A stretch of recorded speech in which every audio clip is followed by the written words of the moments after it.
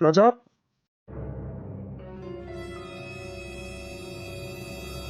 என்ன நீ உன்னோட கேபின்ல எப்ப அங்க போனா நீ இங்க வந்து நிக்கிற? அந்த ரூம்ல இருக்க ஒரு மாதிரி இருந்துச்சு, அதான் உன்னோட கேபினுக்கு வந்தேன். என்ன நீ இப்பதான் வரியா என்ன? இவன் என்ன சொல்லிக்கிட்டு இருக்கா? இவன் அந்த ரூம்ல இருந்தா எவ்வளவு சந்தோஷமா இருப்பான்னு எனக்கு தெரியும். அந்த ரூம்ல தான் இவனோட எல்லா நினைவுகளுமே இருக்கு. அதனாலதான் இவன் இல்லாத கூட அந்த ரூமுக்கு நான் யாரையும் அலோவ் பண்றது இல்ல. அந்த ரூம் இன்னமும் நான் இவனுக்காக பத்திரப்படுத்தி வச்சிருக்கேன். இன்னைக்கு முதல் நாள் ஆஃபீஸ்க்கு வந்திருக்கான். அந்த ரூம்ல சந்தோஷமா இருப்பான்னு நினைச்சுக்கிட்டு இருந்தேன். இவன் என்ன இப்படி பேசிக்கிட்டு இருக்கான்? ம்? ரூபி அஹ், ரூபி ஆஃபீஸ்க்கு வரலையே. ஒருவேளை அதை நினைச்சு இன்னும் டென்ஷன்ல இருக்கானா? இதுக்கு இப்படி பேசுறான், அப்படி பேச மாட்டானே. என்னடா எதுவும் பிரச்சனையா? ரூபி அவ சீட்லயே இல்ல. அவ ஆபீஸ்க்கு வந்திருப்பாளே, எங்க போனா? நீ அவளை பாத்தியா என்ன? அவ ஆபீஸ்ல இல்ல, வீட்டுக்கு போயிட்டா. நான் தான் அவளை வீட்டுக்கு போக சொன்னேன். வீட்டுக்கு போயிட்டாளா? எதுக்கு வீட்டுக்கு போக சொன்னேன்? என்ன அவளுக்கு உடம்பு எதுவும் சரியில்லையா? இல்ல நீ என்னமா அவகிட்ட சண்டை போட்டியா? அப்படி இருக்க வாய்ப்பு இல்லையே. நீ அவகிட்ட சத்தம் போட்டு கூட பேச மாட்டேன். உன்னை கோவப்படுத்துறாலும் அவ கிடையாது. அப்படி இருக்கும்போது என்னடா? என்ன வேற யாரும் எதுவும் சொன்னாங்களா? இல்ல இல்ல, அதெல்லாம் யாரும் எதுவும் சொல்லல. நான் தான் அவ கொஞ்சம் டென்ஷனா இருந்தா, பயந்துருந்தா, அதான் வீட்டுக்கு போக சொல்லிட்டேன். என்னடா சொல்ற? ரூபி பயப்படுற அளவுக்கு அப்படிங்க என்ன நடந்துச்சு? ராஜா, என்ன என்ன நடந்தது? நானும் ரூபியும் அங்கதான் உட்காந்து பேசிக்கிட்டு இருந்தோம். உனக்கு தெரியல அந்த ரூம் எனக்கு எவ்வளவு இம்பார்ட்டன்ட்னு. அங்கதான் நான் அவளை மொத்த தடவை பார்த்தேன். எனக்கு அவன் மேல இருக்கிறது காதல்னு அங்க வச்சுதான் நான் வளர்ந்தேன். அதுக்கப்புறமே அவ கூட அந்த சின்ன சின்ன சேட்டை, சந்தோஷம், காதல், ஊடல், என்னோட முதல் முத்தம், இப்படின்னு நிறைய விஷயங்கள் அந்த ரூம்ல இருக்கு. ரொம்ப நாளைக்கு அப்புறம் அவ கூட சேர்ந்து உட்காந்து அந்த பழைய நினைவுகள் எல்லாம் பேசிக்கிட்டு ரொம்ப ரொம்ப சந்தோஷமா இருந்தேன். ரொம்ப நாளைக்கு அப்புறம் அவ கூட அந்த ரூம்ல அவ்வளவு நெருக்கமா அவன் மேல அவன் மேல இருக்கிற அந்த காதலோட சந்தோஷமா பேசிக்கிட்டு இருந்தேன். ரொம்ப சந்தோஷமா இருந்தேன்டா. அந்த நேரம் பார்த்து ச்சே, என் நிம்மதியை கெடுக்கிறதுக்குனே அந்த ரூம்குள்ள வந்துட்டா. யாரு? அந்த ரீத்துவா? ஆமாண்டா, அந்த சனியன் தான். என்னன்னே தெரியல, அவளை பார்த்தாலே இவ ரூபி டென்ஷன் ஆயிரா. இவ முன்னாடி வேற நான் அவளை கோபமா கத்திட்டேன். ரூமுக்குள்ள வேற திடீர்னு வந்துட்டாளா. இவ வேற டென்ஷனா இருந்தா. அதான் என்ன அறியாம நான் கத்தி அவளை வெளியில அனுப்பிட்டேன். நான் கத்தினதை பார்த்ததும் இவ கொஞ்சம் பயந்துட்டாளா. முகமே வாடி போச்சு. கொஞ்ச நேரத்துக்கு முன்னாடிதான் சந்தோஷமா பேசிக்கிட்டு இருந்தேன். ச்சே, என் நேரத்துக்குனே வந்து தொலைதுவா. கொஞ்ச நேரத்துல என் நிம்மதியை நாசம் பண்ணிட்டாரா. ஆமா, ரூபி எதுக்கு அவளை பத்தி டென்ஷன் ஆகணும்? என்னன்னு கேட்டியா? எதுக்கு அவளை பத்தி இவ டென்ஷன் ஆகுறா? அதான் எனக்கும் தெரியல. நானும் இவகிட்ட கேட்டேன், எதுக்கு இவளை பத்தி இவ்வளவு டென்ஷன் ஆன? இவ இன்னமும் சொல்லி மிரட்டினாலா இல்ல வேற எதுவும் பிரச்சனையானு. நான் ரூபி சொல்றா இவளை எங்கேயோ பார்த்த ஞாபகம் இருக்கான். இவ அவகிட்ட நடந்துக்கிறதெல்லாம் பார்த்தா எங்களுக்குள்ள ஏதோ பிரச்சனை நடந்திருக்கு, அதனாலதான் இப்பெல்லாம் நடந்துக்கிறா. ஆனா எதுன்னா எனக்கு ஞாபகத்துக்கு வரமாட்டேங்குதுன்னு சொன்னான். ஆமா, யார் ரூபி கிட்ட கோவப்பட? இவ யாரு? என் ரூபிய கஷ்டப்படுத்துற எந்த ஒரு விஷயத்தையும் அவ கிட்ட கூட நான் நெருங்க விட மாட்டேன். அவ சொன்னதுமே எனக்கு மண்டைக்கு ஏறிட்டு போய் அவளை பொழியன்னு ஒரு அடி அடிச்சிடலாம் தான் பார்த்தேன். யாக்கலையே நான் கத்துனதை பார்த்து பயத்துல இருக்கா. அப்புறம் ஏதாச்சும் பிரச்சனை பண்ணி கூட கொஞ்சம் அவளை டென்ஷன் பண்ணிடக்கூடாது. இங்கேயே இருந்தா அதையே நினைச்சுக்கிட்டு இருப்பானுன்னா அவளை நான் வீட்டுக்கு அனுப்பி வச்சுட்டேன். ஈவினிங் நான் வந்து பாக்குறேன்னு சொல்லியிருக்கேன். சரி விடா, அதான் வீட்டுக்கு போயிட்டால, அவ கொஞ்ச நேரம் ரெஸ்ட் எடுத்தா எல்லாம் சரியாயிடும். எல்லாத்தையும் மறந்துடுவா. நான் இது என்ன பிரச்சனைன்னு விசாரிக்கேன். நீ டென்ஷன் எடுத்துக்காத, நான் பாத்துக்கிறேன்டா. நீ இன்னைக்கு ஆபீஸ்க்கு வந்திருக்க, சரி கொஞ்சம் சந்தோஷமா இருப்பியே அப்படின்னு தான் நான் லேட்டா வந்தேன். நீ என்னன்னா விடு விடு, நான் இருக்கனே, நான் பாத்துக்கிறேன். ச்சே, ரொம்ப நாளைக்கு அப்புறம் சந்தோஷமா இருந்தேடா. எல்லாத்தையும் கெடுத்துட்டா. சரி, ஏன்னா இன்னமும் இந்த ஆடை நம்ம இடத்துக்குள்ள லாந்து விட்டுக்கிட்டு இருக்க? அதான் இவா அந்த லேக்கா அனுப்புற ஆளுன்னு தெரிஞ்சு போச்சுல, அப்புறம் என்ன முடிச்சுட வேண்டியதானே? அந்த லேக்காக்காக ஒண்ணு நான் இவளை இங்க விட்டு வைக்கல. அவ என்ன பிளான போட்டாலும் நம்ம கிட்ட எதுவும் நடக்காது. இவளை வச்சு அவ என்னலாமோ பண்ணணும்னு நினைச்சா கடைசியில அது அவ பக்கம் தான் திரும்பி இருக்குன்னு அவளுக்கே தெரியாது. ஏன் என்ன பண்ணா? அதான் நம்ம ஃபேக்டரி லீடர் இருக்கானே, யாரு? அந்த வினோதா. ஆமா, இந்த லேக்காவும் ரீத்துவும் தான் அவங்க கிட்ட பணத்தை காமிச்சு நம்ம ஃபேக்டரியில வேண்டாத வேலை எல்லாம் பார்க்க வச்சிருக்காங்க. அதான் நான் உங்ககிட்ட அடிக்கடி சொல்லுவேன், நம்ம ஃபேக்டரியில இப்போ அடிக்கடி மிஷின்ஸ் எல்லாம் ரிப்பேர் ஆகுதுன்னு. அதுக்கு காரணம் இவன் தான். நம்ம மிஷின்ஸ் எல்லாம் ரிப்பேர் பண்ணி விட்டுட்டேன்னா அப்புறம் அது சரி பண்றதுக்கு எப்படியும் ஒரு 10-15 நாள் ஆகும். ஏன்னா அது எல்லாமே இம்பார்ட்டன்ட் மிஷின், உனக்கு தெரியல. அது ரிப்பேர் பண்றதுக்கு அவ்வளவு லேஸ்ல நம்மளுக்கு ஆளும் கிடைக்காது. அதனால நம்ம வெளியில கொடுக்க வேண்டிய ஸ்டாக் எல்லாம் டிலே ஆகும். அப்படி டிலே ஆயிட்டுன்னா நம்ம கம்பெனிக்கு பேர்ல நிறைய கெட்ட பேர் வரும். அப்புறமே நம்ம கம்பெனியை ஃபர்ஸ்ட்ல இருந்து கீழே இறக்கிடலான்னு பிளான் போட்டுருக்காளுவோம். நீங்க இருக்குன்னு தெரிஞ்சு வந்த பிளான போட்டா நீங்க இந்த விஷயத்துல கில்லாடியாச்ச. எல்லா மிஷினையும் பிரிச்சு மெஞ்சிருவிய. அப்படி இருக்கும்போது இது என்னடா சின்ன பிள்ளைத்தனமா விளையாண்டுருக்கா? நான் இங்க இருப்பேன் அவ எதிர்பார்த்திருக்க மாட்டா. அதனாலதான் இப்படி முட்டாள்தனமான பிளான் எல்லாம் போட்டிருக்கா. நான் என் டீமை வச்சு 2 நாள்ல எல்லா வேலையும் முடிச்சிட்டேன். அதானே என் நண்பன் கிட்ட அவ பச்சை படிக்குமா? இந்த மாதிரி விஷயத்துல எல்லாம் பூந்து விளையாடுவியே. ஆமா, அந்த வினோத் என்னன்னா அவனை 4 போல போட்டு நம்ம வழிக்கு கொண்டுட்டு வந்துட்டேன். நான் தான் அந்த லீகா கூட இருந்து அவ என்ன பிளான் போறாளோ எல்லாத்தையும் உடனுக்குடன் எனக்கு தெரிவிக்கணும்னு அவகிட்டே விட்டு வச்சிருக்கேன். அவ சொல்றதெல்லாம் கேட்டுக்க, அவ கொடுக்குற பணத்தெல்லாம் வாங்கிக்க. ஆனா அவ என்ன பிளான் போட்டாலும் ஃபர்ஸ்ட் எனக்கு தெரியணும்னு சொல்லி வச்சிருக்கேன். இப்போ அவ கூட அவ இருப்பான். ஆனா அவன் நம்ம ஆளாதான் அவன் இருப்பான். கில்லடிடா நீனு. என் மைக்கிள் கிட்ட எவனாச்சும் மோதி ஜெயிக்க முடியும்? போந்து விளையாடிருவியே. ஆமா, நம்ம இருக்கணும்னு தெரிஞ்சு எப்படி பிளான் போட்டா? நம்ம 2 பேரும் இங்க இருக்கணும் அவளுக்கு தெரியாது. அவ என்னைக்குமே நம்ம கிட்ட நேரா மோத மாட்டாளே. மோதவும் முடியாது, தெரியும்ல? அதான்டா எனக்கும் புரியல. டேய் ராஜா, நம்ம 2 பேரும் இங்க இருப்போம்னு தெரிஞ்சலாம் அந்த பிளான் போட்டுக்க மாட்டா. இதெல்லாம் முன்னாடி போட்ட பிளானா இருக்கும். அதான் ஆக்சிடென்ட் பண்ணாலே அப்ப அந்த கிறுக்குத்தனமான வேலை எல்லாம் பாத்துருப்பா.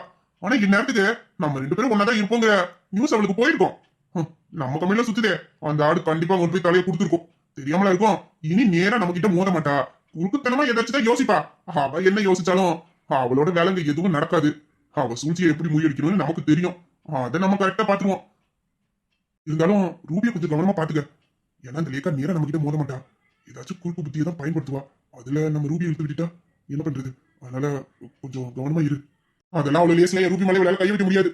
அப்படியோ அவ பக்கம் இவ பார்வை திரும்பிச்சு அப்புறம் இவளோட நிலைமையை மட்டும் பாரு. என்ன மீறி என் உசுறு மேல கைக்க வச்சிருவா.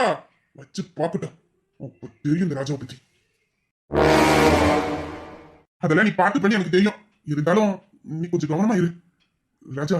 என் மனசுல உனக்கு தோணா அது சரியா தானே இருக்கும். ஆமா, உன் மனசுல ஒருத்தவங்களை பத்தி ஏதாச்சும் உனக்கு தோணுச்சுன்னா அது சரியா தான் இருக்கும். அது நிறைய தடவை நடந்துருக்கு. ஏன்டா இந்த கேள்வி எப்போ கேட்கிற? அது இல்லடா, இந்த ரீத்துவை பாக்குறப்பலாம் இவளை வச்சு எனக்கு ஏதோ ஒரு வேலை நடக்க வேண்டியது இருக்கு. ஆனா கண்டிப்பா அதுல லேக்கா சம்மந்தப்படல. வேற யாரோ இருக்காங்க. அது என்னன்னு எனக்கு சரியா புரியல. அதனாலதான் இவளை நான் இன்னமும் விட்டு வச்சிருக்கேன். இல்லனா இவளை அன்னைக்கே நான் அடிச்சு துரத்திருப்பேன். ஆனா அது என்னன்னு எனக்கு புரியலடா. அதுக்குதான் கேக்குறேன். என் மனசு சொன்னா அது சரியா தானே இருக்கும். உனக்கு தோணுதுன்னா அது சரியா தானே இருக்கும். வேற ஏதாச்சும் இருக்கலாம். பாப்போம் என்ன நடக்குன்னு. பாப்போம் அப்படி என்னதான் நடக்குன்னு.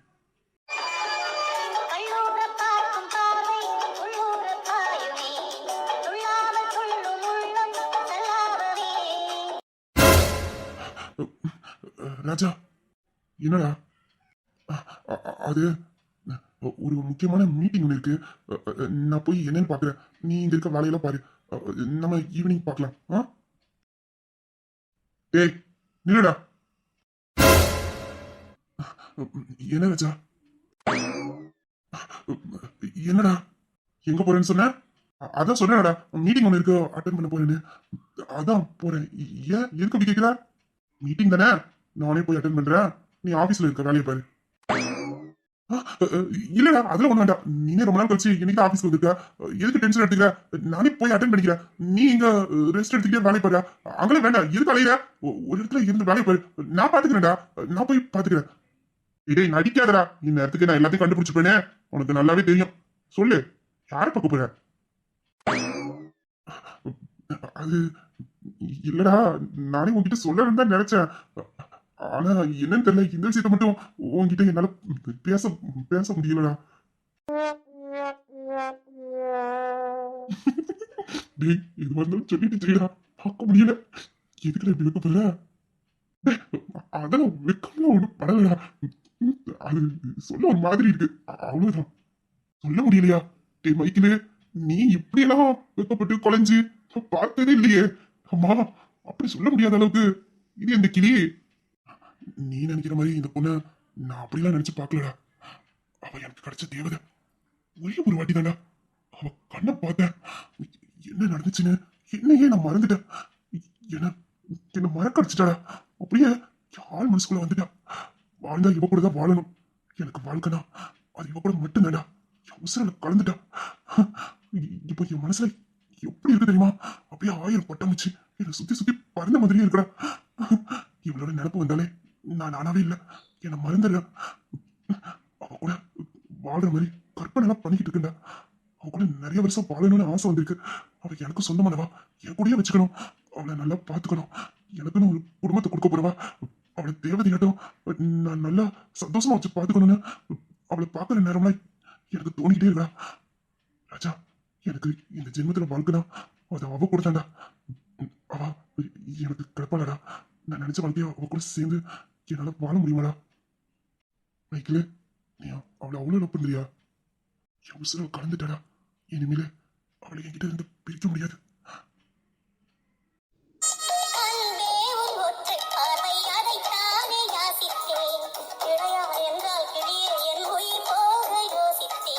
உன்ன மாதிரி ஒருத்தன் அவளுக்கு வாழ்க்கை துணையா அமைஞ்சா அவ தானே இந்த உலகத்துல பெரிய அதிர்ஷ்டசாலியா இருப்பா. உன் காதல் கண்டிப்பா ஜெயிக்கும். அவ உனக்கு சொந்தமாவாடா. அவ கண்டிப்பா உனக்கு சொந்தமாவா. டேய், நீ இப்படி சொல்லும்போது எனக்கு எவ்வளவு சந்தோஷமா இருக்கு தெரியுமா? அவன் கூட எப்படிலாம் வாழலான்னு நான் கற்பனை பண்ணி வச்சிருக்கேன். கண்டிப்பா அவ கூட சேர்ந்து வாழுவேன். அவ எனக்கு கிடப்பா. அவ எனக்கு கிடப்பாடா. எனக்கு நம்பிக்கை இருக்கு. நம்பிக்கை இருக்கு. அவன் மேல இவ்வளவு பெரிய வச்சிருக்கனா அவளை நான் பார்த்தே ஆகணுமே. எனக்கு எல்லாமே நீதான். என் வாழ்க்கையில என்ன நடந்தாலும் அது உனக்கு தெரியாம இருக்காது. உன்கிட்ட சொல்லாம நான் எதுவுமே பண்ண மாட்டேன். இந்த காதல் என் மனசுல வந்த உடனே உன்கிட்ட தான் நான் சொல்லணும்னு நினைச்சேன். இப்போ உன்கிட்ட சொல்லிட்டேன். ஆனா அவ இன்னும் என் காதலை ஏத்துக்கல. அவ என் காதலை ஏத்துக்கிட்ட அன்னைக்கு நானே அவளை உன் கண்ணு முன்னாடி கொண்டு வந்து காட்டேன். அது வரைக்கும் எனக்கு புரியுதுடா. கண்டிப்பா உன் காதலி அன்பையும் அவ புரிஞ்சுக்கிட்டு உன்னை ஏத்துப்பா. அப்ப ரெண்டு பேரையும் ஜோடியா நான் பாத்துக்கிறேன். டேய் ராஜா, ஐ லவ் யூடா. லவ் யூடா. ஆமா, இதெல்லாம் சொல்றதுக்கு ஆள் இருந்துச்சு. அப்படியே என்ன இன்னுமே என்கிட்ட சொல்லிட்டு இருக்க? நீ சொன்னதும் பதிலுக்கு சொல்லிடுற. ஆனா அவதான் எதுவுமே சொல்ல மாட்டேங்கிறாளே. நானும் ஓரா இருந்தாலும் சொல்லி பார்த்துட்டேன். ஒரு பார்வை கூட காதலோட பார்க்க மாட்டேங்கிறாடா. பாய் மட்டும் காது வரைக்கும் பேசுறா. பாய் பேசுறாடா. அப்போ உனக்கு பொருத்தமா தான் இருக்கும். எப்படி சொல்ற? அது இல்லடா, நம்ம வீட்டை விட்டு வெளியில வந்தா எப்படி இருக்கும்னு உனக்கு தெரியும். நமக்குன்னே இங்க 1008 பிரச்சனை இருக்கும். அந்த பிரச்சனை எல்லாம் எப்படிடா சரி பண்றதுன்னு அந்த டென்ஷன்ல இருக்கும். இந்த டென்ஷன் முடிஞ்சு வீட்டுல போய் நிம்மதியா ரெஸ்ட் எடுக்கலாம்னு பார்த்தா முடியாது. ஆனா அதுவே நம்மளுக்கு குடும்பத்தனம் பண்ற மாதிரி ஒரு பொண்டாட்டி அங்க இருந்தான்னு நினைச்சுக்க, அவ பண்ற குடும்பத்தனத்துல நம்ம இருக்கிற டென்ஷன் எல்லாம் மறந்து அவளோட நம்மளையும் சேர்ந்து குழந்தையா மாறிடுவோம். இப்ப கூட உன்னையும் ரூபியும் காணுன்னு நான் டென்ஷன்ல இருந்த பாத்துக்க. அப்புறம் ரூபி வந்தா வந்து கொஞ்ச நேரத்துல என் டென்ஷன் எல்லாம் போக்கிட்டானா பாத்துக்கீங்க. அதுக்குதான் சொல்றேன், இப்படி குடும்பத்தனம் பண்றது சேட்டை பண்றதெல்லாம் நம்ம கல்யாணம் பண்ணிக்கிட்டோம்னா நம்ம வாழ்க்கை கொஞ்சம் நல்லா இருக்கும் பாத்துக்க. ஏய், அன்பவும் பேசுது போல. பின்ன பேசாதா? அவ பண்ற சேட்டை அப்படித்தானே? அப்படின்னா உனக்கும் அப்படிதான் அமையும்னு சொல்லுத. அவ்வளவு சொல்ல முடியாது. கொஞ்சம் துருத்துன்னு இருப்பா. என்கிட்ட அவ்வளவா பேச மாட்டா. அதான் ஒட்டுமொத்த சாட்டியை நீயே பண்ணிடுறியா? அப்புறம் எங்க அவளை பேச விட போற? அது இருக்கட்டும்டா. பொண்ணுங்க மனசுல அவ்வளவு ஈஸியா இடம் பிடிச்சிட முடியாது. ரொம்ப கஷ்டம் பாத்துக்கா. ஆனா ஒரு டைம் அவங்க மனசுல நம்ம இடம் பிடிச்சிட்டோம், அப்புறம் உயிரே போனாலும் சரி நம்மளை விட்டு அவங்க போக மாட்டாங்க, நம்மளை மறக்கவும் மாட்டாங்க. இந்த பாரு, கொஞ்சம் பொறுமையா இரு. அவசரப்படாத. எல்லா விஷயத்தையும் எடுக்க முடிச்சோம் அப்படின்னு இருக்கிற மாதிரி எல்லாம் இந்த விஷயத்துல இருக்க முடியாது. பொறுமையாதான் அவன் மனசுல இடம் பிடிக்கணும். உன்னோட மனசுல பூ மாதிரி மெல்லமா தான் தொட முடியும். அவசரப்பட்டு பிச்சு கொடுங்கன்னு நினைச்ச வாழ்க்கை வீணா போயிடும். கொஞ்சம் கவனமா இரு. அதாண்டா எனக்கு பயமா இருக்கு. அவ பக்கத்துல போய் நின்னாலே எனக்கு என்னமோ மாதிரி ஆயிடுது. இருக்கு தெரியுமா, ஏதாச்சும் பண்ணி வச்சிருவோம்னு பயத்துல அவளை விட்டு 2-3 ஸ்டெப் தள்ளியே நிக்கிறேன்னா பாத்துக்கீங்க.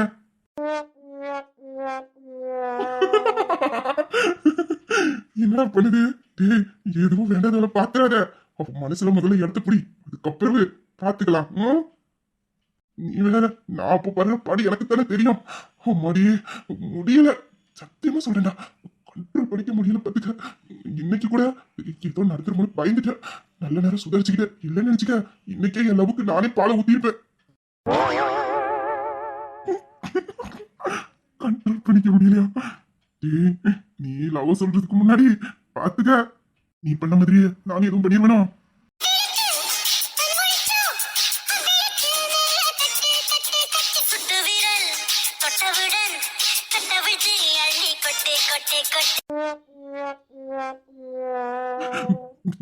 கொண்டு பாத்துக்க. அது போடா. டேய் ராஜா, எதுக்குல நீ அப்படி அவசரப்பட்ட? இன்னும் அதை நினைச்சாலும் எனக்கு சிரிப்பா கட்ட வருது. நீயும் கை கால் வச்சுக்கிட்டு சும்மா இருக்க மாட்டேங்கிற. அப்புறம் நான் மட்டும் இப்ப இருந்திருப்பேன். ஆமாமா, நம்ம 2 பேர் தான் விஷயத்துல எப்படி நமக்கு நல்லா தெரியுமே. ஏண்டா, நானும் இதே மாதிரி எதுவும் பண்ணிட மாட்டேனே. சோப்பா, மனத்தை வாங்குறேனே. டேய், ஓடிரு சொல்லிவிட்டேன். ஏதோ மீட்டிங் இருக்குங்களா, அது போய் பாரு. போடா. இல்லடா, இருந்தாலும் நீ அப்படி பண்ணிருக்க கூடாது பாத்துக்க. என்ன இருந்தாலும் நம்ம சொல்றதுக்கு முன்னாடி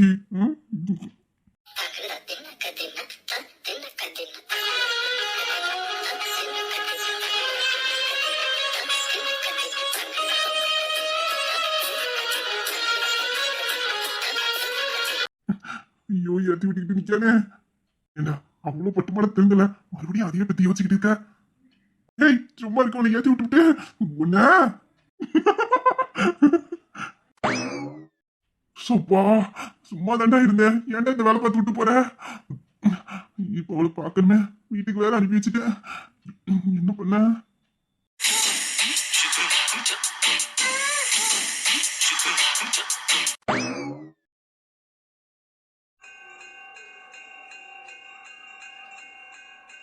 கடவுளே, எங்கள் பிள்ளைங்களோட கஷ்டம்லாம் நீங்கி அவங்க வாழ்க்கையில் எல்லாம் நல்லதாகவே நடக்கணும். அதுக்கு நீங்கள் தான் எங்களுக்கு துணையாக இருக்கணும்.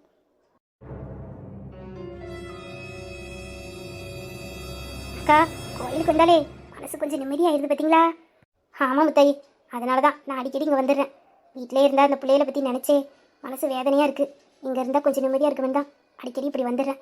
கவலைப்படாதீங்கக்கா, நம்ம பிள்ளைகளுக்கு சீக்கிரம் நல்லது நடக்கும். நேரமாயிட்டுக்கா, நம்ம வயலுக்கு வேற போகணும்ல. கோயிலை போய் சுற்றிட்டு அப்படியே கிளம்புவோம். அட, அது வேற மறந்துட்டேன் பாரு. வயக்காடு உழுவ டிராக்டர் வேற வர சொல்லியிருந்தேன். அவன் வந்திருப்பான். சரி வா, நம்ம கோயிலை சுற்றிட்டு சீக்கிரமா வயக்காட்டுக்கு போவோம். அட உமாக்கா, முத்தாய்க்கா, எப்படி இருக்கீங்க? நல்லா இருக்கீங்களா? நல்லா இருக்க அரசி. நீ எப்படி இருக்க? வீட்டில் அம்மாலாம் நல்லா இருக்காங்களா? நல்லா இருக்காங்கக்கா. அவங்கள பார்த்து ரொம்ப நாள் ஆச்சு. நான் விசாரிச்சேன்னு சொல்லு, சரியா? அக்கா, இந்த இருக்க மேலே தெரியும். உங்க வீட்டில் இருந்து கிளம்புனா ஒரு 5 நிமிஷம் ஆகுமா? இப்படி பக்கத்துலேயே சொந்தக்காரங்க வீட்டை வச்சுக்கிட்டு அந்த பக்கம் வரவே மாட்டேங்கிறீங்களே. அம்மா வேற உங்களை பார்க்கணும்னு சொல்லிக்கிட்டே இருந்தாங்க. முன்னாடிதான் அடிக்கடி அங்கே வருவீல்ல, இப்பயும் வர மாட்டேங்கிறீங்க. அது ஒன்றும் இல்லை அரசி. முன்னாடி நான் ஒரு மாடு வச்சிருந்தேன் பார்த்துக்க. பால் கறந்தேன்னா காலையிலையும் சாயந்தரமும் பூத்தில் ஊற்றுறதுக்கு மேலே தெருக்கு தான் வரணும். அப்படி வந்தேன்னா அவங்க சொந்தக்காரங்கிட்ட உட்காந்து கொஞ்சம் நேரம் பேசிக்கிட்டு போய் பார்த்துக்க. ஆனால் இப்போ என்னால் அந்த மாட்டை பார்க்க முடியல. அதான் மாட்டையும் வித்துட்டேன். அதனால தான் அந்த பக்கமாக வர முடியல. ஏதாச்சும் சோழி இருந்தால் வருவேன் பார்த்துக்க. இல்லைனா வீடு வயக்காடுன்னு அப்படியே எனக்கு வேலை ஓடி போயிருது. நானும் அம்மாவை பார்க்கணுன்னு தான் நினச்சிக்கிட்டு இருந்தேன். சரி, ஒரு நாள் நான் வாரேன்னு சொல்லு. வேலை எதுவும் இருந்தால் தான் அந்த பக்கம் வரணுமா என்ன? சொந்தக்காரங்க வீட்டுக்கெல்லாம் அடிக்கடி வந்துட்டு போங்க. அப்பதானே எல்லாரும் ஒண்ணுக்கு ஒண்ணு துணையா இருக்க முடியும். சரிங்கக்கா, நான் அப்ப அம்மா கிட்ட சொல்லுதேன். நீங்க அவசியம் ஒரு நாளைக்கு வீட்டுக்கு வாங்க. அப்புறம் வீட்டுல நிலா, ரூபி எல்லாரும் எப்படி இருக்காங்க? நல்லா இருக்காங்களா? அதெல்லாம் நல்லா இருக்காங்க அரசி. நீ அந்த பக்கமா வந்தானே வீட்டுக்கு வா என்ன? சரிக்கா. என்ன முத்தாய்க்கா, கனி ஊருக்கு வந்தாளா இல்லையா? கல்யாணம் முடிச்சு மாப்பிள்ளை வீட்லயே இருந்துக்கிட்டாலே. ஊருக்கு வந்து அவளை ஒரு எட்டு பார்க்கலாம்னு நினைச்சேன். அப்படிலாம் ஒண்ணும் இல்லம்மா. நாங்க தான் அடிக்கடி அவளை போய் பாத்துக்கிறோம். அவ வீட்டுக்காருக்கு கம்பெனில லீவு கொடுக்க மாட்டேங்கிறாங்க. லீவு கொடுத்தா ஒரு நாள் 2 நாள் கொடுக்காங்க. அந்த நேரத்துல அவர் பொண்டாட்டி பிள்ளை கூட தானே இருக்குன்னு நினைப்பாரு. அந்த நேரத்துல அங்கிட்டு அலைய முடியுமா? அதான் அங்கிட்டு வர்றதில்ல. வருவா, இடையில ஒரு பெரிய லீவு கேட்டுக்கலாம், வாரேன்னு சொல்லியிருக்கா. அப்போ வந்து இருப்பா. அப்படியா? சரிக்கா. நீங்க அவ போன் பண்ணானா எனக்கு ஒரு போன் அடிச்சு சொல்லுங்க. கல்யாணத்துக்கு முன்னாடி தான் ஃப்ரெண்டுன்னு கிடந்தா. கல்யாணம் முடிஞ்சதுக்கு அப்புறம் என்ன மறந்தே போயிட்டா. ஊருக்கு வந்தா நான் வந்து அவளை பாக்குறேன். ஆமா அரசி, உன் பக்கத்துல நிக்கிற பிள்ளை யாரு? எங்கேயோ பார்த்த மாதிரி இருக்கு. அக்கா, அது யாருன்னு தெரியல. என் வீட்டு பக்கத்துல இருக்கல குமுதா, அவன் மருமவதா. ஓ, அந்த பிள்ளையா? சரி சரி. கல்யாணத்துல பார்த்தது ஒரு 2 வருஷம் இருக்குமா? இப்பதான் பார்த்தேன். அதான் எனக்கு சரியா ஞாபகம் இல்லை. நீ எதுவும் நினைச்சுக்காதம்மா. நல்லா இருக்கியா நீனு? நல்லா இருக்கம்மா. அம்மாக்கா, இவ எங்க மாமியார் வீட்டுக்கு சொந்தம். நாங்க அடிக்கடி போய் கொஞ்சம் பழக்கம் பார்த்துக்கோங்க. இந்த ஊர்ல அவளுக்கு யாரையும் தெரியாதுல்ல, அதனால எங்க வீட்டுக்கு வருவா. நாங்க அடிக்கடி இப்படிதான் கோயிலுக்கு வந்துட்டு போவோம். அப்படியா? சரிம்மா. சாமியை கும்பிட்டுட்டு பார்த்து பத்திரமா வீட்டுக்கு போங்க. ஏமா அரசி, நான் இப்போ வயலுக்கு போன அங்கே வேலை கிடக்கு பத்துக்க. முடிச்சுட்டு அப்படியே ஒரு 8 அம்மா வந்து பாக்குறேன்னு சொல்லிடு, சரியாம்மா? சரிக்கா. முத்தாயே வா, நேரமாயிட்டு நம்ம போவோம். அக்கா, இவங்க அந்த தோப்பு வீட்டுல இருந்தாங்களே, அந்த அக்கா தானே? ஆமாமா, அவங்கதான். இந்த உமாக்காவோட வீட்டுக்காரு எனக்கு மாமா முறை வேணும். எங்க அம்மா வழி சொந்தம். இந்த உமாக்காவும் எங்களுக்கு தூரத்து சொந்தம். எங்க மாமா அங்க இருக்கும் போது நாங்க அடிக்கடி அங்க போயிட்டு வருவோம். எங்க மாமா இறந்ததுக்கு அப்புறம் அங்க போறதில்ல. இப்ப வச்சு பார்த்தா பேசிக்கிடுவோம், அவ்வளவுதான். அப்ப இவங்க உங்களுக்கு சொந்தமா? சரி சரி. இவங்க அடிக்கடி முத்தாய்க்கா வீட்டுக்கு வருவாங்க. அப்ப நான் பாத்திருக்கேன். ஆனா இவங்க அவ்வளவா என்ன பார்த்ததில்ல. இவங்க பொண்ணு 2 பேர் இருப்பாங்களே, அவங்கள பாத்திருக்கேன். பேசலாம் செய்யுங்க, நல்லா பேசுங்க. அந்த வள்ளி கூட தான் அந்த வீட்டுல வந்து கிடக்குங்க. அந்த தோட்டத்துல எல்லாம் வந்து கிடந்து விளையாண்டுட்டு கிடக்கும். அப்ப பாத்திருக்கேன், நல்ல டைப்பு. ஆமா, இந்த அக்காவோட மூத்த மகளுக்கு தானே கல்யாணம்னு சொல்லிக்கிட்டாங்க. எப்போ கல்யாணமா? கல்யாணம் முடிஞ்சிட்டு ஒரு வேலை. அந்த குத்தையும் கேக்குறேன். அதெல்லாம் கல்யாணம் நின்றுச்சு. என்னக்கா சொல்றிய? அந்த பிள்ளை கல்யாணமா நின்றுச்சு? ரொம்ப நல்ல பிள்ளையாச்சே. நான் அந்த பிள்ளைகிட்ட 2 வாட்டி தாக்கா பேசியிருக்கேன். ஆனால் அழகா பேசுவா, துருன்னு நல்லா விளையாட்டுக்கணும். அங்கே தானே கிடப்பாளுவோ, நான் பார்த்துருக்கேங்க்கா. பாவம், அந்த பிள்ளை கல்யாணம் நின்றுச்சுன்னு சொல்லியே. ஏன் இந்த முத்தாய்க்கா கவலை? இவளோட 2வது மவளுக்கும் இந்த உமாக்காவோட மூத்த மவளுக்கும் தான் கல்யாணம் ஒரே மேடையில் வச்சிருந்தாங்க. 2 கல்யாணமும் ஒரே நேரத்தில் நின்றுட்டே. எங்கள் மாமியார் கிட்ட இடையில அவன் மவளுக்கு கல்யாணம் வச்சாலும் வைப்பேன்னு பேசிக்கிட்டாங்க. அப்போ எனக்கு தெரியும். அதுக்கப்புறம் தான் எங்கள் அம்மாவுக்கு உடம்பு சரியில்லை, ஊருக்கு போயிட்டேனே. இப்போ நான் வந்தே ஒரு 10 நாள் தானே இருக்கும். அதாங்க எனக்கு தெரியாது. அப்போ இந்த பிள்ளை கூட தான் சேர்ந்து கல்யாணம் வச்சிருந்தாங்களோ? ஆமா, ஏக்கா 2 கல்யாணமும் நின்று போச்சு? அந்த கதையும் கேட்க, எங்க தாசு மாமா இறந்ததுக்கு அப்புறவே இந்த உமாக்கா அவ 2 பொட்ட பிள்ளையும் வெளியில விடவே இல்லை. பொத்தி தான் வளர்த்துக்கிட்டு இருந்தா. அந்த மூத்தவ வீட்டுக்குள்ளதான் இருப்பா, சின்னவளை தான் படிக்க வச்சுக்கிட்டு இருந்தா. அவளும் ஸ்கூலு காலேஜ்னு படிச்சுக்கிட்டு இருந்தா. அப்புறம் தான் அவன் மவளுக்கு கல்யாணம் பண்ணி வைக்கணும்னு ஊருக்குள்ள கிடந்துச்சு அந்த பழைய வீடு, அந்த கீழே தெருல அந்த வீட்டுக்கு வந்தா. அங்க வந்து இருந்ததும் ஒரு மாப்பிள்ளை வந்துச்சு. இப்போ கல்யாணம் ஏற்பாடுலாம் பண்ணாங்களே, அந்த பையன் தான் முதல்ல இவளை நிலாவை பொண்ணு பார்க்க வந்தான். வந்தவன் பொண்ணெல்லாம் பிடிச்சிருக்கு அப்படின்னு சொல்லிட்டு போயிட்டான். அப்புறம் கொஞ்ச நாள் நிச்சயம் வைக்கணும் அப்படின்னு சொல்லிட்டு இருக்கும்போது அந்த பையனை வீடு தேடி வந்து எனக்கு பொண்ணு பிடிக்கல, நீங்க வேற இடத்துல மாப்பிள்ளை பாருங்க, நான் வேணாலும் நின்று கல்யாணத்தை பண்ணி வைக்கிறேன்னு சொல்லிட்டு போயிட்டான்.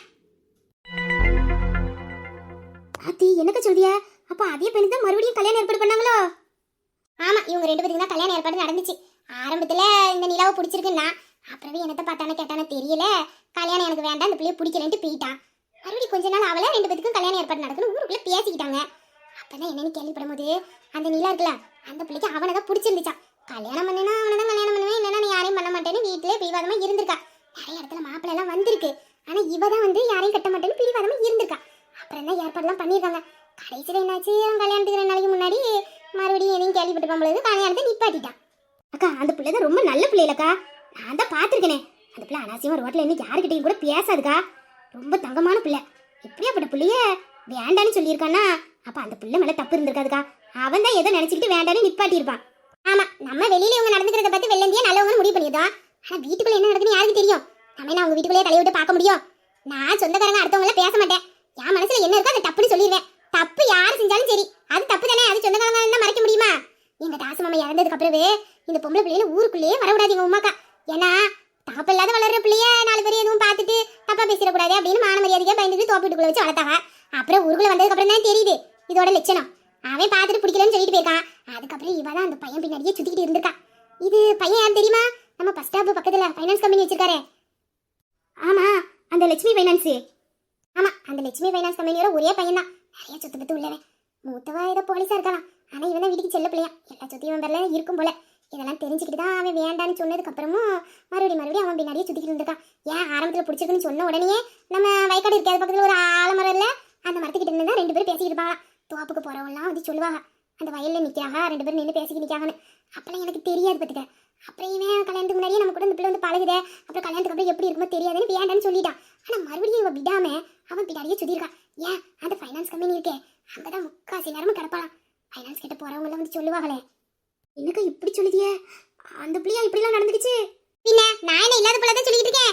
ஊர் மனக்குள்ள பேசிக்கிறது தானே நானும் சொல்லிட்டு இருக்கேன். அவன் கல்யாணம் ஏற்பாடு பண்ணி நிப்பாட்டுறான்.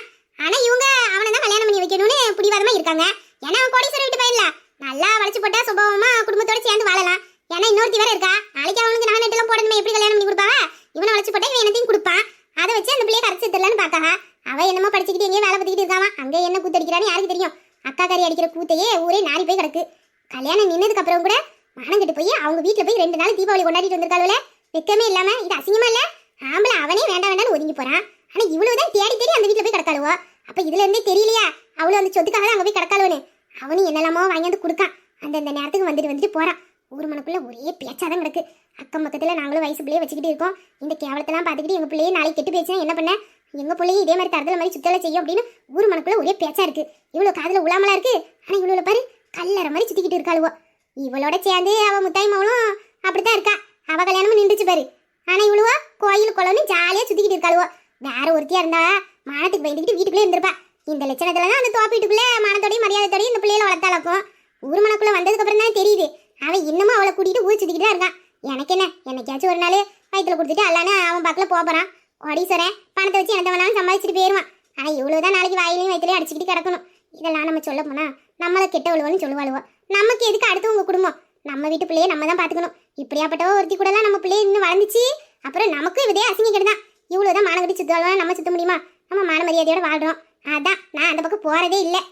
சரி, நமக்கு நேரம் ஆயிட்டு எதுக்கு அடுத்தவங்க கதை? நம்மளுக்கு கோயிலுக்கு வந்தோமா சாமி குண்டமா போன மாதிரி போயிடணும். சொந்தக்காரங்க வந்தா சொக்காரங்க வந்தானே மான மரியாதை எல்லாத்துக்கும் ஒண்ணுதான். எப்படியும் மானகிட்ட போய் தொலைதுவோம். சரி வா, நமக்கு நேரம் ஆயிட்டு வீட்டுக்கு போவோம். சே, இப்படியெல்லாம் ஒரு பொழப்பு பொழைக்கணுமா என்ன? அந்த பிள்ளையில நான் வெளியில பார்க்கும்போது நல்ல பிள்ளைய நினைச்சுக்கிட்டேன். ஆனா உள்ள இவ்வளவு அசிங்கமா இருந்திருக்கும்ல. இப்படியாப்பட்ட பிள்ளையில நிமிந்து கூட பார்க்க கூடாது. பாவம் பாவம் தான் நம்மளை சுத்தி வரும். அசிங்கம் பிடிச்சதுவோ. கோயிலுக்கு நிம்மதியா இருக்கலாம்னு நினைச்சு வந்தேன். ஆனா இங்க வந்து இதுங்க முடிஞ்சிட முடிக்க வேண்டியதா போச்சே. நல்ல நேரத்துக்கு நீங்க அவங்க வீட்டுக்கெல்லாம் போறதில்ல. இனிமேல போவாதீங்கக்கா. சீ, இவ வீட்டு வாசப்படிக்கு எவன் போவான்? நான் போனா நாளைக்கு என்ன இழுத்து பறிச்சு பேசிடுவாளுவோ. எனக்கு இந்த அசிங்கம்லாம் தேவையாமா? இப்படி எவ்வளாச்சும் ஒரு வார்த்தையில பேசிட்டா நான் அந்த நிமிஷமே உத்தரத்துல நின்றுவேன். இந்த கேவலம் எனக்கு எதுக்கு? நானும் போக மாட்டேனே. எங்க மாமா செத்ததோட இந்த குடும்பத்தையே நான் தலை முழுகிட்டேன். இவ்வளவு எக்கடி கட்டு போனா நமக்கு என்ன? வா, நம்ம போவோம். அச்சி, இவ்வளவு எல்லாம் பொம்பளை இல்லாமா கோயிலுக்கு வந்து ஒரு குடியை கெடுத்துட்டு நிக்காளுவோ. இவ்வளவு இந்த புத்தியோட இந்த கோயிலுக்கு வந்தா என்ன, வரவ போனா என்ன, நாசம் பண்ண போறவளுவோ. நம்ம வீட்டு பிள்ளைகளை பத்தி பேசுறதுக்கு இவளுக்கு என்ன தகுதி இருக்கு? அந்த பிள்ளைகளோட மான மரியாதைக்கு முன்னாடி இவ்வளவு நிக்க முடியுமா? இதுங்க லட்சணம் என்ன நமக்கு தெரியாமல இருக்கு? இவ்வளவு முதுகுல உருளாப்பட்ட அழுக்கு இருக்கு. அதை விட்டுட்டு அடுத்த முழுக கழுவுறதுக்கு கோயிலுக்கு வந்திருக்காளுவோ. கோயிலுக்கு புத்தியா பாரு, புத்தியா ஏடு விட்ட விழுவோ. ஏக்கா, இவ்வளவு சொல்றதெல்லாம் நினைச்சு நீங்க ஏன் வருத்தப்பட்டு இருக்கியா? நம்ம பிள்ளைகளை பத்தி நமக்கு தெரியாது? இவ்வளவு பேச போய் நம்ம பிள்ளைய கெட்ட பிள்ளையில ஆயிடுமா? அவ்வளவு 1000 பேசுவாளுவா. நரம்பு இல்லாத நாக்கு இல்ல. அதான் எதை இழுத்து பறிச்சு பேசலான்னு ஆசைப்பட்டுக்கிட்டு நின்று அவ்வளவு வீட்டுல என்ன பொம்பளை பிள்ளை இல்லாமலா இருக்கு? நாளைக்கு அந்த பிள்ளைக்கு இப்படி நடந்துச்சுன்னா இப்படியே நின்று பேசிக்கிட்டு இருப்பாளுவா? அவளுக்கு வந்தாதான் அந்த வலி வேதனையும் தெரியும். நீங்க இதெல்லாம் நினைச்சு போட்டு குழப்பிட்டு இருக்காதீங்க, விடுங்க.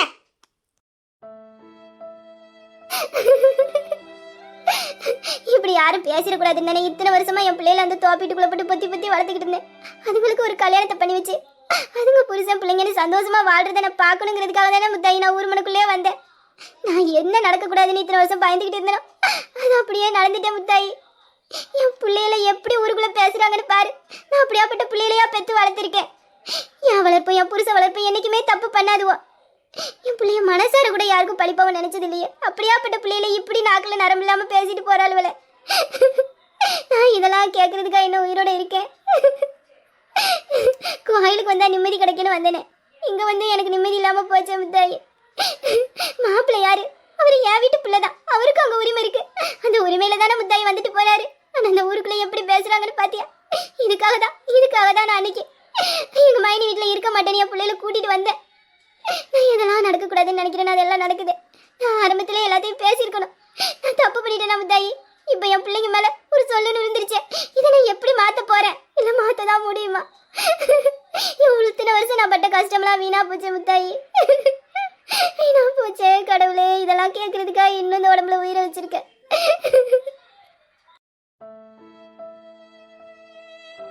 அக்கா, ஊருக்குள்ள 4 பேர் பேசுறதை நம்ம காதுல வாங்கினா நம்மளால ஒரு நாள் கூட நிம்மதியா இருக்க முடியாது.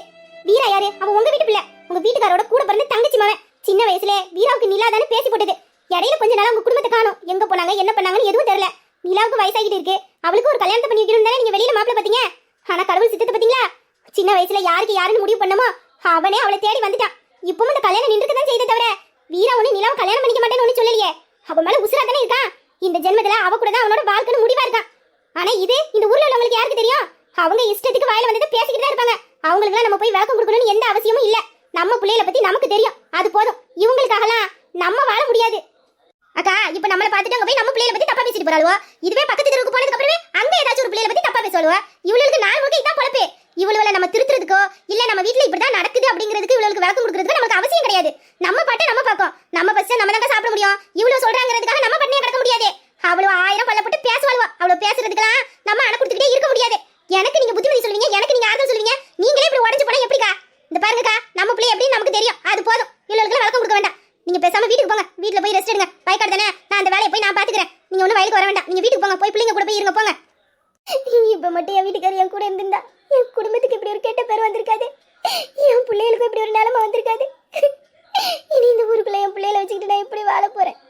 என் பிள்ளைங்கள நாக்கு மேல பல்ல போட்டு பேசுவாள்வல. என் பிள்ளைய எப்படி தாங்கிக்குங்க? அக்கா, விடுங்கக்கா. இவ்வளவு பேசுறதுக்கெல்லாம் நீங்க எங்க வருத்தப்படுத்திய? நாசமன்னு போற விழுவா. கோயிலுக்கு சந்தோஷமா சாமி கும்பிட்டு நிம்மதியா இருந்துட்டு போலான்னு வந்தேன். இப்படி நிம்மதியில மண்ணலி பட்டு போயிட்டாள்வல பேவங்காதவளுவா. இதுல இவ சொந்தக்காரியா? நாசமன்னு போறவள் வந்து சொந்தக்காரி இருந்தா என்ன போய் சேர்ந்தானே? ஊர் உலகத்துல எவ்வளவு இருக்கலாமா என்ன பேதியமா எடுத்து காக்குது. இவ்வளவு அங்க போய் பேதி எடுத்து தொலைய வேண்டியதானே?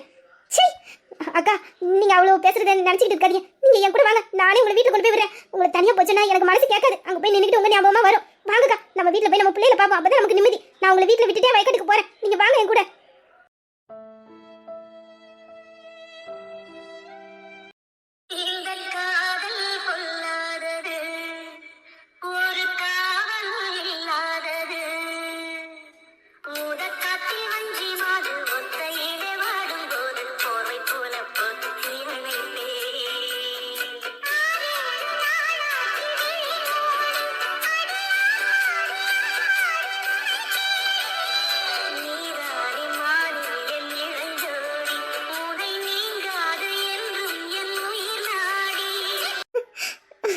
ஒருத்தவங்களால இந்த அளவுக்கு காதலிக்க முடியுமா? ஒருத்தவங்களை இந்த அளவுக்கு நேசிக்க முடியுமா? நீங்க என் மேல காட்டுற அந்த அன்பு பாசம், என்னை பாதுகாக்கணும்னு நினைக்கிற அந்த நல்ல உள்ளம், இதெல்லாம் நினைச்சு நான் வியந்து போயிட்டேன். நீங்க என் மேல காட்டுற காதல் 1% கூட என்னால திரும்ப உங்க மேல காட்ட முடியாது. ஏன்னா உங்க பாசத்துக்கு நான் தகுதியானவளா ஒரு காலமும் இருக்க முடியாது. அவரு என்கிட்ட வந்து நிற்கும் போது எனக்கு எவ்வளவு சந்தோஷமா இருக்கும் தெரியுமா? அவர்கிட்ட எனக்கு ஒரு பாதுகாப்பான உணர்வு கிடைக்கும். அந்த உணர்வு எங்க அப்பாவுக்கு அப்புறவு யாருக்கிட்டையுமே நான் உணர்ந்ததே இல்லை. அவரோட கையை பிடிச்சிக்கிட்டு நான் எங்க வேணாலும் நம்பிக்கையோட அவர் கூடயே போகலாம். எனக்கு அவரை பார்க்கும்போது அவ்வளோ தைரியம் வருது. அவர் எனக்கானவர், எனக்காக பிறந்தவர். அவர் எனக்கு ரொம்ப பிடிக்கும், ரொம்ப ரொம்ப பிடிக்கும். இப்படி ஒரு வாழ்க்கை துணை யாருக்கு தான் கிடைச்சா வேண்டான்னு சொல்லுவாங்க. ஆ? அவர் என்கிட்ட ஐ லவ் யூன்னு சொல்லும் போதெல்லாம் நானும் அவரை கட்டி பிடிச்சிக்கிட்டு ஐ லவ் யூ புருஷா அப்படின்னு சொல்லணும்னு ஆசையா இருக்கு, ரொம்ப ஆசையா இருக்கு. எனக்கு கணவர் என் கண்ணு முன்னாடி நின்றுக்கிட்டு எனக்கு ஒன்று பிடிச்சிருக்கு, நம்ம 2 பேரும் சேர்ந்து வாழலாம்னு கூப்பிடுறாரு. ஆனால் என்னால அவரோட காதலை ஏற்றுக்க முடியல. ஆனால் அவர் என் மனசுல முழுசா வந்துட்டாரு, என் மனசு முழுக்க அவர் வந்துட்டாரு. நான் அவரை பார்த்த முதல் பார்வையிலேயே எனக்கு அவரை பிடிச்சிருச்சு, எனக்கு அவரை பிடிச்சி போச்சு.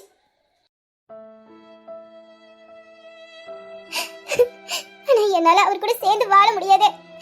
இந்த பாவிங்க என்னையும் அவரையும் ஒன்னா சேர்ந்து வாழ விட மாட்டாங்க. என்ன காதலிச்ச பாவத்துக்காக அவரை ஏதாச்சும் பண்ணிடுவாங்க. அவருக்கு எதுவும் ஆகக்கூடாது, அவர் சந்தோஷமா இருக்கணும், ரொம்ப ரொம்ப சந்தோஷமா இருக்கணும். அவர் கூட சேர்ந்து வாழலன்னா என்ன, அவரை நினைச்சுக்கிட்டே அவர் என்கிட்ட பண்ண சேட்டைகளை நான் ரசிச்சுக்கிட்டே இப்படியே அவரை நினைச்சு நான் சந்தோஷமா வாழ்ந்துக்கிறேன். இந்த ஒரு சந்தோஷம் போதும். இந்த ஜென்மத்துல அவரு தான் எனக்கு புருஷன். அவரை முழுசா என் மனசுல சுமந்துட்டேன். என் மனசுல இனிமேல வேற யாருக்கும் இடம் கிடையாது. நான் சாகுற வரைக்கும் அவருக்கு மட்டும்தான் நான் சொந்தமாகணும். இந்த மனசும் நானும் அவருக்கு மட்டும்தான் சொந்தம். இந்த ரெண்டையும் யாருக்கும் நான் பங்கு போட மாட்டேன். நான் இப்படியே கடைசி வரைக்கும் அவரை நினைச்சுக்கிட்டே தனிமையாவே வாழ்ந்துடுறேன். எனக்கு இந்த ஒரு சந்தோஷம் போதும். கடவுளே, இந்த ஒன்னையாச்சும் எனக்கு கொடு. அவரு சுமந்த மனசுல நான் வேற யாரையும் கடைசி வரைக்கும் நினைச்சிடக்கூடாது. அவரு கூட வாழணும்னு நினைச்ச வாழ்க்கைய நான் யாருக்கிடையும் பங்கு போட்டுறக்கூடாது. எனக்கு கடைசி வரைக்கும் இப்படி தனியாவே வாழ வச்சிரு கடவுளே. எனக்கு அதுக்கான பாதுகாப்பு கொடு. நான் அது ஒண்ணு மட்டும்தான் உங்ககிட்ட கேட்பேன். நான் கடைசி வரைக்கும் இப்படி தனியாவே வாழ்றதுக்கான ஒரு பாதுகாப்பு கொடு, அது போதும். நான் கடைசி வரைக்கும் அவரையே நினைச்சுக்கிட்டு இப்படியே வாழ்ந்துக்கிறேன், அந்த சந்தோஷம் போதும் எனக்கு. இந்த ஜென்மத்துல அவர் தான் எனக்கு புருஷன். அவரை தவிர என்னால வேற யாரையும் நினைக்க முடியாது. எனக்கு கணவர், எனக்கு கணவர் அவரு.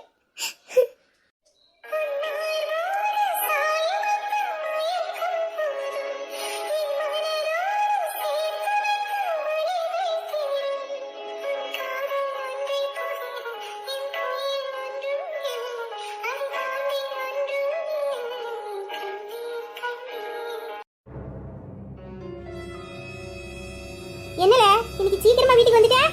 வேலையை முடிச்சிட்டு எப்போது ஊர் சுத்தி கிளம்பிடுவியே? இன்னைக்கு எங்கேயும் போகலையோ? இவ்வளவு நேரமே வீட்டுக்கு வந்து நிக்க? போகல, இன்னைக்கு வேலையெல்லாம் சீக்கிரமா முடிச்சுட்டு அதான் வந்துட்டேன்.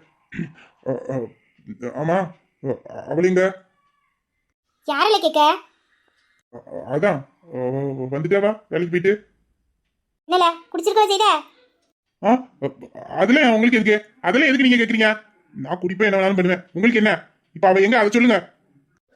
அந்த மகாராணியே உள்ள கிச்சன்ல தான் இருக்கா. போ பேசாம நான் சொல்ற பொண்ண கல்யாணம் பண்ணியிருந்தேனா இந்நேரத்துக்கு சொத்து பத்துன்னு சுபபவமா வாழ்ந்துருக்கலாம். அதை விட்டுவிட்டு இப்படி ஒண்ணு இல்லாத பிச்சைக்காரி பின்னாடி நான் எனக்கு சுத்திட்டு இருக்கேன். அவ உன்னை திரும்பி கூட பார்க்க மாட்டேங்கிறா. இதுல டெய்லியும் குடிச்சிட்டு வந்துட்டு அவகிட்ட அப்படி நடந்துக்கோ இப்படி நடந்து வச்சு வீட்டுல ஒரு பொம்பளை பிள்ளை இருக்கா. அவ இதெல்லாம் பார்த்து கெட்டு போயிட்டானா? நானா இருக்க போய் என் பொம்பளை பிள்ளைய ஒழுக்க ஒழுக்கமா வளர்க்குறேன். நாளைக்கு இதை பார்த்து அது கெட்டு போயிடுச்சுன்னா ஒண்ணே இவளை கல்யாணம் பண்ணி தொலை, இல்ல இவளை வீட்டை விட்டு அடிச்சு துரத்து. அப்படியே இல்லனா இவளை வேற எங்கேயாச்சும் கூட்டு கொண்டு போய் வச்சுக்கிட்டு இந்த அசிங்கம் பிடிச்ச வேலையெல்லாம் பாரு. ஏன் கண்ணு முன்னாடி இங்க எதுவும் பண்ணிக்கிட்டு இருக்காத. ஏன்னா இங்க இருக்க பிள்ளை இவளை பார்த்து கெட்டு போயிடும். நான் ஒண்ணு இவளை கணக்கா ஒழுக்கம் கட்ட பிள்ளைய வளர்க்கல, என் பிள்ளைய நல்ல பிள்ளைய வளர்த்துக்கிட்டு இருக்கேன். அதுவும் இதை பார்த்து கெட்டு போயிடாம 1000 தடவை சொல்லியாச்சு. மர மண்டையில ஏற மாட்டேங்குது. இவ பின்னாடியே சுத்து. அப்படி என்னத்தான் இவ காட்டி உன்னை மயக்கிறானே தெரியல. என்னமோ பண்ணி தொலை போ. நான் இவ்வளவு சொல்லி இவ காதை வாங்கியிருக்கானான்னு பாரு.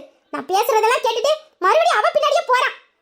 இவளை முதல்ல வீட்டை விட்டு துரத்தணும். அப்பதான் நான் நினைச்ச வாழ்க்கையை இவளுக்கு அமைச்சு கொடுக்க முடியும். அப்படி இவன் மேல அப்படி என்ன மோகத்துல அலையறானே எனக்கு தெரியல. என்ன இளவோ வாழ்ற வரைக்கும் வாழ்ந்துட்டு துரத்தி விட வேண்டியதானே, அதுவும் பண்ண மாட்டேங்கிறான். அவ சம்மதிச்சாதான் இவன் அவன் கூட வாழ்வேன்னு இருக்கான். இது நாள் வரைக்கும் அவளோட சம்மதத்தை கேட்டுதான் இவன் எல்லாத்தையும் தொட்டுக்கிட்டு இருந்தான். இப்ப இவளோட சம்மதத்தை கேட்டுதான் இவன் தொட போறான். சரி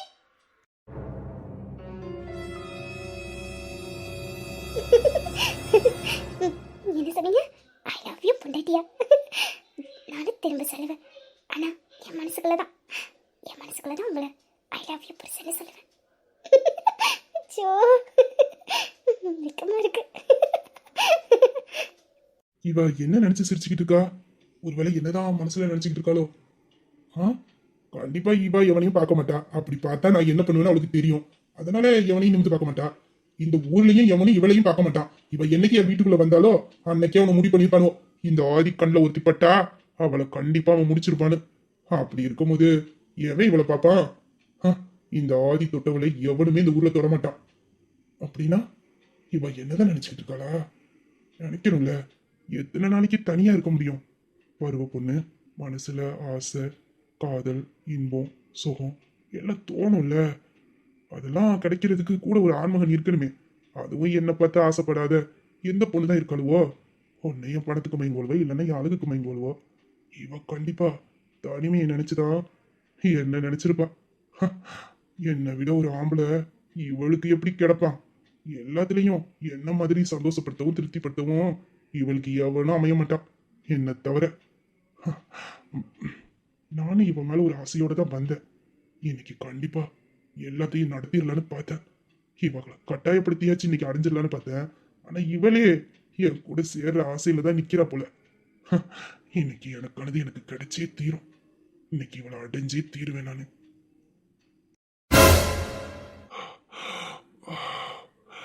எனக்கு இவ வேணும். இன்னைக்கு இவ எனக்கு வேணும்.